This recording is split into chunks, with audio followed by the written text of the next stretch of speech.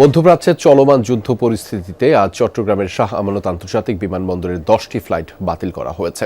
তবে সৌদি আরবের জেদ্দার উদ্দেশ্যে ছেড়ে গেছে বিমান বাংলাদেশ এয়ারলাইন্সের BG-135 ফ্লাইটটি।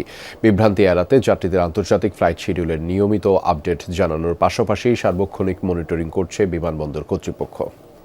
সেভয় একদম আম সরবে, ইফতারে হোক ঠান্ডা ঠান্ডা আম। আমরা অপেক্ষা করতেছি, বাকিটুকু আল্লাহ ভালো জানে। জেদ্দায় যাওয়ার জন্য সুদূর নোয়াখালী থেকে শাহ আমানত আন্তর্জাতিক বিমানবন্দরে এসেছেন এই ব্যক্তি।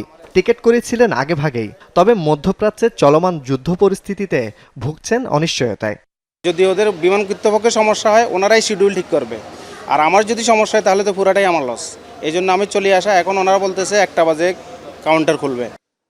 এদিন সকাল থেকেই বিমানবন্দরে আসতে থাকেন যাত্রীরা, যেখানে বেশিরভাগই ছিলেন উমরা হজের যাত্রী। অপেক্ষায় ছিলেন বিদেশিরাও।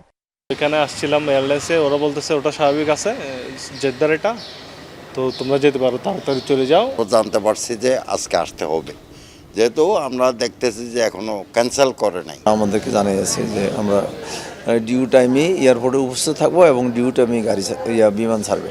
Just surprising me, so we also don't know what will happen after, so we just need to wait and see.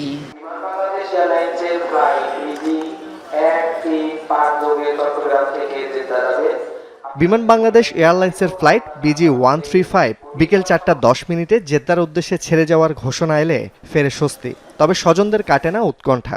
Guardian এসে তো ভয় অবশ্যই কাজ করবে, কারো ছেলে যাচ্ছে, কারো ভাই যাচ্ছে, কারো মেয়ে যাচ্ছে, অন্য আত্মীয় স্বজন যাচ্ছে। অনিশ্চয়তা তো আছেই, ভয় কাজ করতেছে। কি করতাম, এখন ফ্লাইট দেখুন এখন ফোর্সে কিন্তু যেতে হচ্ছে। ইমিগ্রেশন হওয়ার পরে বলতে পারবো কি ফ্লাইট আদৌ কি হবে না কি হবে না। এদিকে মধ্যপ্রাচ্যগামী 3টি এবং মধ্যপ্রাচ্য থেকে আসা 7টি আন্তর্জাতিক ফ্লাইট বাতিল করেছে বিমানবন্দর কর্তৃপক্ষ। সংশ্লিষ্ট এয়ারলাইন্সগুলোকে বিভ্রান্তি এড়াতে যাত্রীদেরকে সম্ভাব্য ফ্লাইট শিডিউল সংক্রান্ত তথ্য যথাসময়ে জানাতে নির্দেশনা প্রদান করা হয়। যে সকল ফ্লাইট বাতিল হয়েছে বা যে সকল ফ্লাইট বহাল রয়েছে সেগুলোর ব্যাপারেও দ্রুততম সময়ে জানিয়ে দেওয়া হচ্ছে। জোবায়েদ ইবনে শাহাদাত, যমুনা নিউজ, চট্টগ্রাম।